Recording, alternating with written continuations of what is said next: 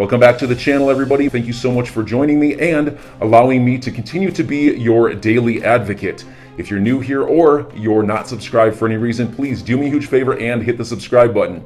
Thank you to all of you who have been watching and following me for so long. It truly means a lot, and I'm glad that I can be this person. Because I feel that if there is any integrity left at the SEC, there's something coming to Ethereum, because ETHgate is very real. And we started out with this right here, stupider, but the internet of money should not cost 5 cents a transaction. Well said. And unfortunately, it costs $1.77 to $19.35 as of this morning, just to use Ethereum. Not a solution does that make, right? Then we have here where we know that Joseph Lubin has said multiple times that Ripple is not a competitor, but yet he tells us this. Listen. So the first element is just borderless payment systems, ease of sending any amount of money inexpensively across borders. But yet somehow we're supposed to believe him that he's not a competitor, Ripple's not a competitor, but yet they've gotten a free pass. Well, I have some evidence here for you to listen to that you're not going to like very much. Evidence. William Hinman and the SEC claim Ethereum is decentralized, and that's what the speech said. But yet they met with Joseph Lubin, a centralized party, for dinners to discuss how to get its free pass. Take a listen. Dinners, a couple dinners in a small number of places. So basically, you guys try to construct the Ethereum such that it wouldn't be a security, and the SEC has since... We did construct it so that it would not be a security. Yeah, I mean, basically, if you read the SEC memos, it seems that they are saying that Ether used to be a security, and now it's not a security anymore. They said that without opining about whether it was ever a security or not, we do not consider it a security. The arrogant smirk on that man's face, who we now know without any debate is a liar. He's a liar, and he's got trouble on all fronts. The majority shareholders are now demanding a public audit under Swiss law because of the irregularities that have taken place in the sale of companies. We know that JP Morgan is probably the biggest investor behind Consensus and Ethereum project. And we also know there's a damn good chance it's probably running in a centralized fashion through JP Morgan. Well, let's change gears here, because look, we got to stay up on this ETHgate business, because I'm going to tell you something. Your portfolio's affected. My portfolio's affected. Right? Why have we not had a level playing field? Why has Ethereum been allowed to launch billions of dollars worth of projects off of their network? Well, I think we're starting to get to the bottom of it. The question is will the SEC get to the bottom of it too? Right here we see Russian banks may issue cards with China's Union Pay as Visa, MasterCard cut links. Well, this is a workaround, ladies and gentlemen, and you should know Union Pay is a Ripple customer. We're going to take a look at this right here.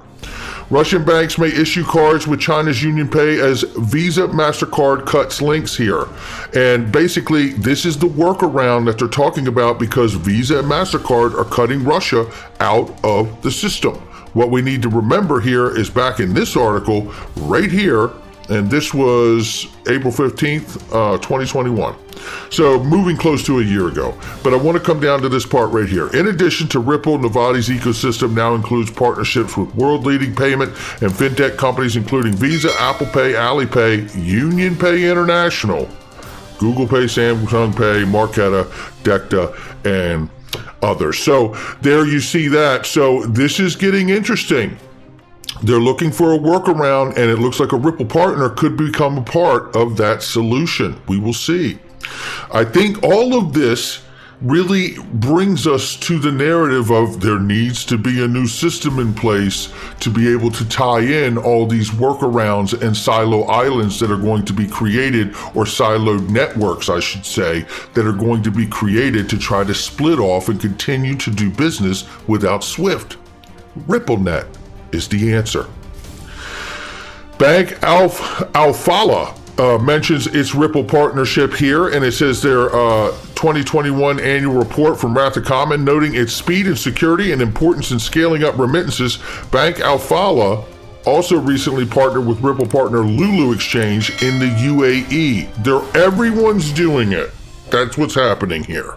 Everyone's doing it. RippleNet partners in a quicker way, right? There you go. That's what it is. Now, we're not done yet. We're not done yet, because it's getting real good right here. This is Riz, who shares Anya Manuel, who is a Ripple board of director, right there. And Anya is going to tell you that 75% of all global banks are already pulling out of SWIFT payment system. This is getting interesting. Take a listen. This is a really key point, because Ripple is really at the cutting edge of this. So you guys should all be really proud to work here. 75% of big global banks, especially US ones, are pulling out of the international correspondent banking system.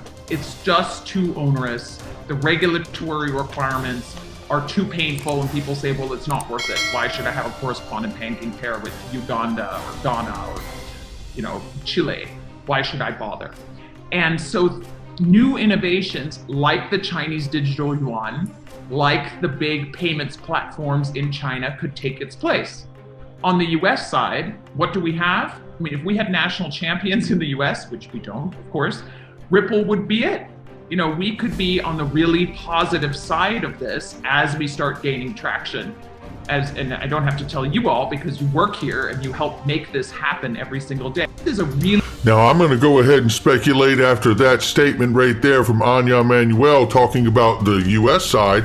Obviously, we don't have that traction here, even though those big banks are pulling out of that system because they know it's so onerous.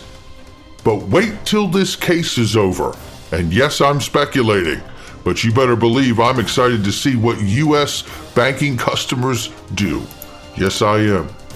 Take a look at this here. This is from Jeremy Hogan. When will Ripple versus SEC case end? Take a look at this, because a combination between him and Stephen Hubert here gets us to a more definitive look at what we really want to know is when this case is over. Ripple thinks it will end sometime between August 26th and November 18th. In its pending class action, Ripple agreed to move the case start back to November 18th in belief that the SEC case will be finished before then. Of course, it can settle anytime. What are they talking about? Well, I'll tell you. First, I want to say, again, thanks to Stephen Hubert right here, his tag, for showing this court order makes me feel more confident in my September summary judgment prediction. I think Ripple thinks it wins the SEC case in September or October, and then this class action goes away due to collateral estoppel. So basically here, what it is the Zakhanov case. We're talking about the Zakhanov case here because the Zakhanov case is really the case that was brought before the SEC litigation, right? Or that case. And if you remember, the Zakhanov case was really made to the point where they said, oh, you know what?